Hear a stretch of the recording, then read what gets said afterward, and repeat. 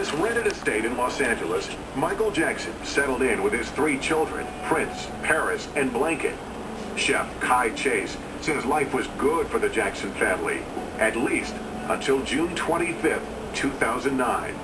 She says on most days, Dr. Conrad Murray, Jackson's personal physician, would come to the kitchen around 10 a.m. to get juice for the pop star. And I didn't see Dr. Murray that morning. I'm thinking, oh, maybe Mr. Jackson's sleeping in late. So around 12:05, 12:10, Dr. Murray runs down to the top of the stairs and screams, "Hurry, go get Prince.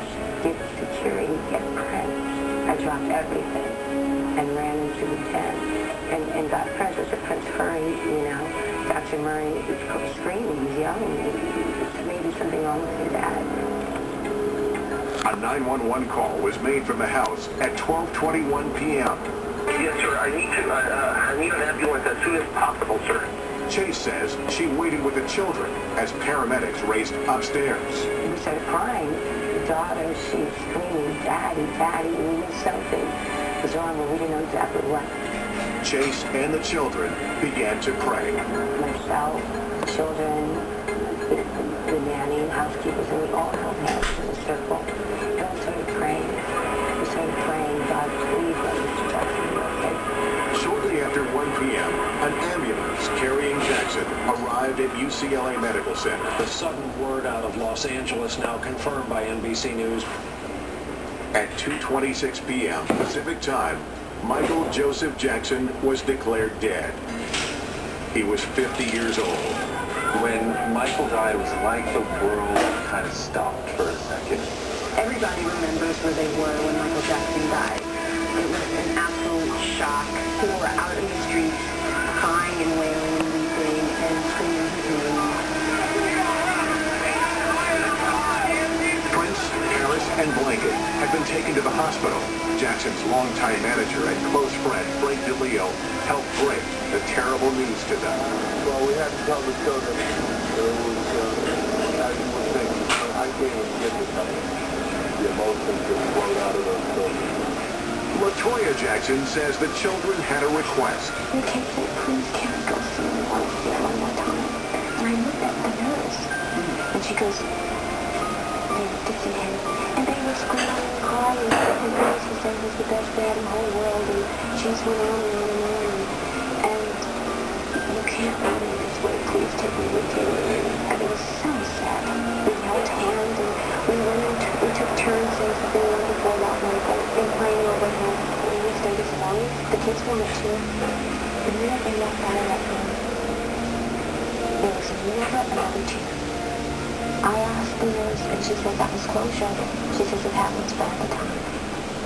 The outpouring of emotion was massive for those who had never met the man, and so was the grief for the 3 children who called him Daddy. Well, Paris was very strong and put on a very brave face about the whole thing. Obviously, Michael was more than just dad to them. He was the mother, the father, the companion. Basically, he was their whole world, and their whole world just completely collapsed. Prince really found it very difficult to even speak, and Blanket became very withdrawn. We're talking about a situation where you have one parent, which was Michael Jackson, one of the most famous people on the face of the planet. To everyone else, he's a god. So he's got to represent more than just being a father on some level. To lose that only parent is something that is devastating. Prince, Paris, and Blanket went to live with her grandmother, Catherine Jackson, in the days after the pop star's death. What they were doing, we called them saints and Catholic friends. If there was one person he truly trusted, truly adored, truly admired, it was his mother, Catherine. Reverend Al Sharpton spent time with the Jackson family at Catherine's Encino home after Michael's death. I saw the kids. I'm sure they were masking some of their pain because they lost their father. This was their father. But they had the comfort of their cousins and their aunts and uncles and their grandmother around them. I spoke to Paris just a couple of days after.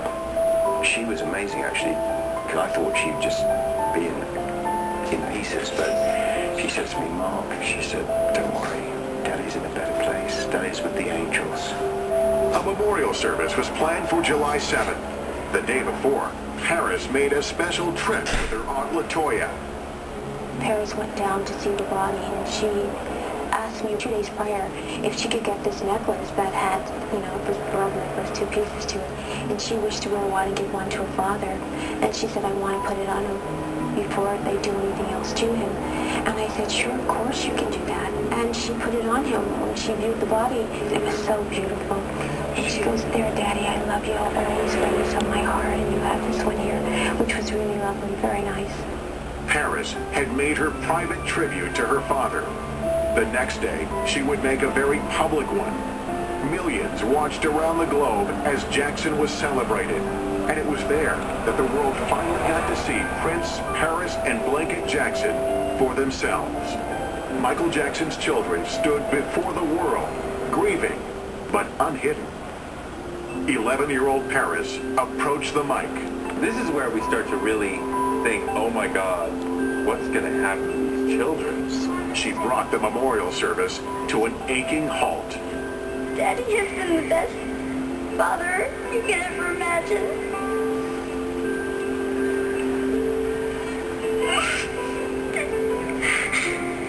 And I just wanted to say I love him so much. There was nothing contrived. This was pure love. If there was a dry cheat in America, then you have no heart. Paris's anguished tribute became the most talked about moment of the memorial service. His daughter said exactly the real deal. She's so precious, and her words are the ones that we will all remember.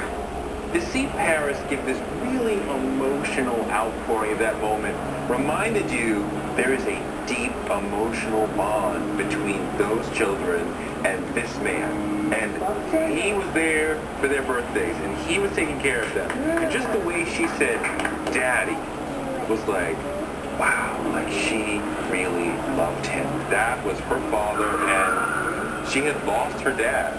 The whole world shared him, but at home at night, it was her and her brothers. But for all the tributes and memorials, there would still be questions. Coming up, the fate of 3 children is at stake. She said, well, Michael and I had an agreement, but you broke the agreement.